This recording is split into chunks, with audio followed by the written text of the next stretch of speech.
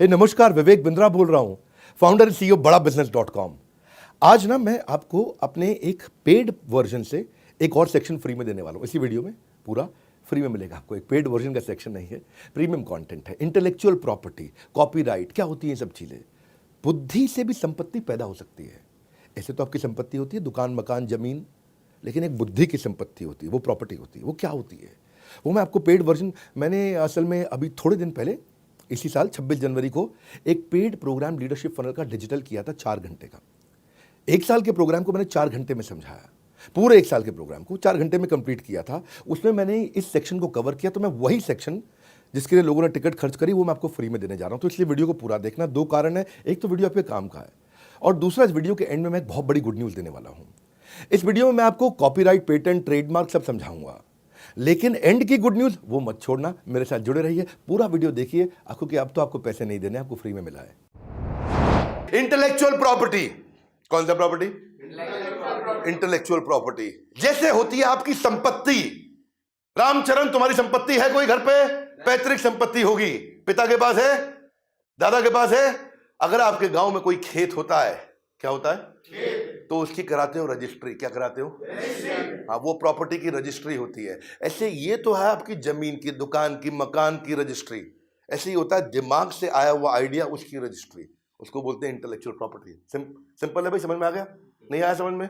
हाँ, उसका मतलब क्या है? ये आपकी बौद्धिक प्रॉपर्टी है।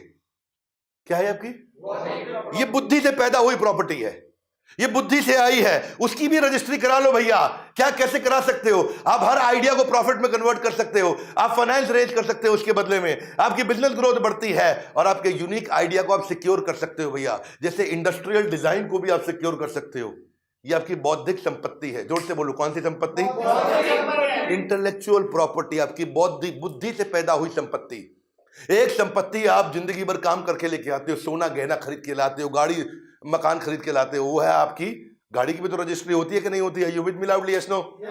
बाइक की भी कराते हो आप, हीरो होंडा स्प्लेंडर, जानदार सवारी, शानदार सवारी, राजदूत। धर्मेंद्र बोलता रहा ऐसा, अब बहुत पुरानी बात हो गई। ऐसे ही ट्रेडमार्क होते हैं। वो जो एप्पल का ट्रेडमार्क, उसकी registry, industrial design trademark, trade secret और पेटेंट कोका कोला की हो गया।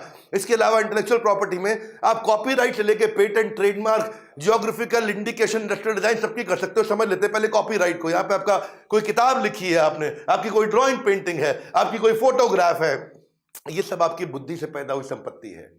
बुद्धि की संपत्ति। किसकी संपत्ति? आपने कोई मूवी बनाई, आपने कोई गाना बनाया, आपने कोई डांस का स्टेप करके दिखाया। ऐसा ऐसा ऐसा ऐसा डांस के कितने स्टेप आजकल नए नए लड़के लेके आते हैं, है ना? और वो 2 लड़के ऐसा हाथ पकड़ के यूं यूं पांव हिलाते हैं, फिर लास्ट में यूं यूं करते हैं ऐसा।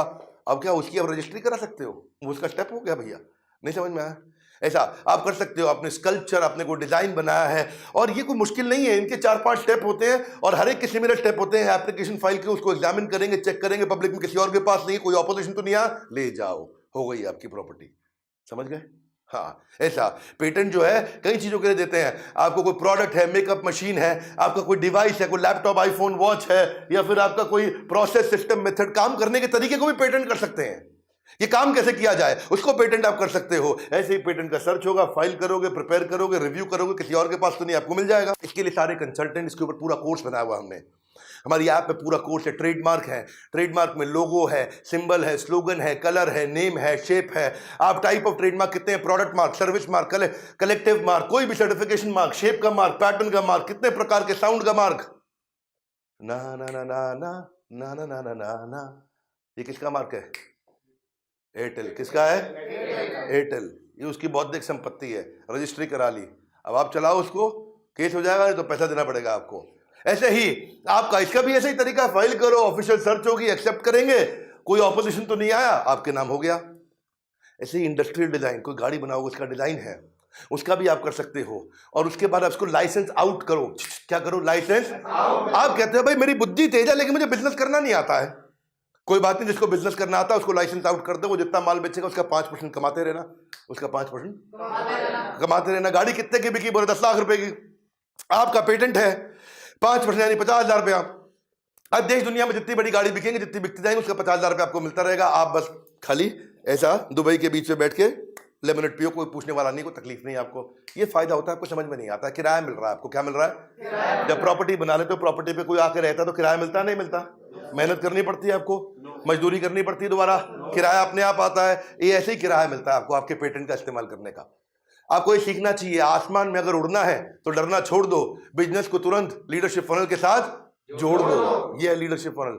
मैं इसको डिटेल में सिखाते हैं आपको, सारी की सारी चीजें पूरे कोर्स के अंदर। क्वेश्चन आंसर राउंड सबसे अच्छी चीजें लीडरशिप फनल में। आप देखो, ये ज्योग्राफिकल इंडिकेशन भी है, कश्मीरी कावा, कोल्हापुरी चप्पल, बीकानेरी भुजिया, आगरा का पेठा, पंछी पेठा, हाँ इनके भी वही मॉडल है, वैसे ही होंगे सारे के सारे।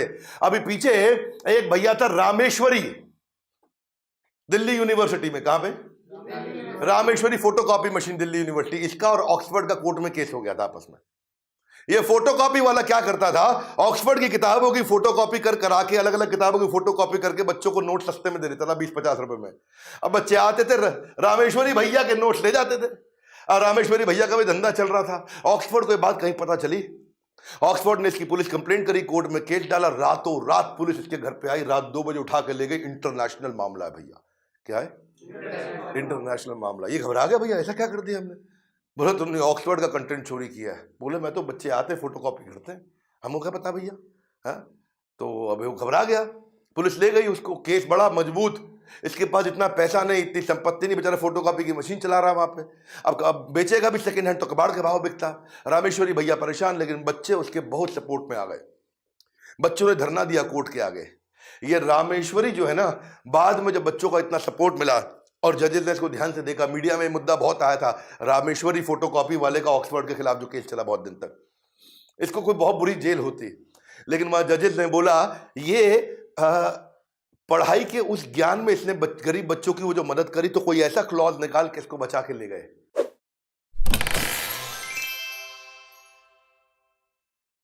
ये निकल गया, नहीं तो बहुत बुरा फंस जाता।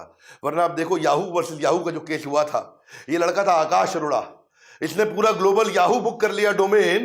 ये आकाश भाई बोला मेरे पास, मैं याहू नहीं बुक कर रहा हूं, याहू इंडिया बुक कर रहा हूं। क्या बुक कर रहा हूं? याहू।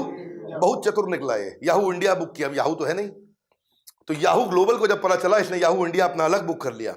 ये 90s की बात है। तो उन्होंने इसके ऊपर केस डाला तो केस ये हार गया। क्यों हारा?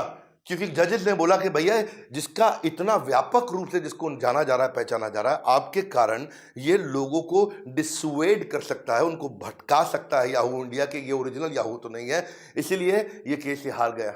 हाँ बड़ा भैया, इसलिए अगर आप ये सब चीजों को आज प्रोटेक्ट करके चलोगे तो कल फायदा होगा आपको। कोका कोला और बिस्लरी का केस था ये। बिस्लरी इंडिया की कंपनी है और कोका कोला तो आप जानते ही हैं, ऑलवेज कोका कोला। क्या केस हुआ इनका? ये इसको बोलते हैं मादा वॉर के नाम से इसको जाना जाता है। किस नाम से? मादा पिया करते थे आप पहले, हाँ, आम का रस मादा बड़ा बहुत चलता था। ये बिस्लरी का ब्रांड था अपना मादा। तो 90s में क्या हुआ था, एक समय आया कि बिस्लरी ने मादा के पेटेंट, उसके राइट, उसका ट्रेडमार्क सब जो है कोका कोला को दे दिया। कोका कोला को कंपनी बेची, बिस्लरी को एक बार में एक मुश्त पैसा मिल गया। अब कोका कोला उसको आगे बेचेगा पूरी दुनिया में। पर इसने समझदारी क्या दिखाई कि चला गया टर्की में, इस्तांबुल के अंदर माजा का किसी और नाम से माजा बेचने लगा। जब कोका कोला आया तो वहां उसको पता चला भैया, और पता चला पीछे से ये किसी और कंपनी के नाम पे इसकी जो होल्डिंग है वो पीछे बिस्लरी के पास है। कोका कोला ने बोला कि भाई तुम पेटेंट मुझको दे चुके। बोला तुमको हिंदुस्तान में दिए थे, टर्की में आगे थोड़े दिए थे, यहाँ तो हम बेच रहे हैं। बोला बहुत तेज है लड़के, गलत काम किया तूने। तो दिल्ली के हाई कोर्ट में कोका कोला ने बिस्लरी के खिलाफ केस किया और बिस्लरी केस हार गया, कोका कोला जीत गया था। भाई यही बात है कि अगर ये छोटी बेसिक कागजी कार्रवाई आप करते हैं तो आपको बड़ा फायदा होता है दूर दूर तक।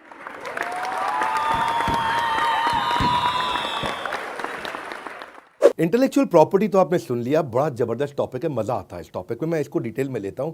लोगों को बिजनेस बड़ा करने की मेरी बहुत बड़ी एक्सपर्टीज है। वैसे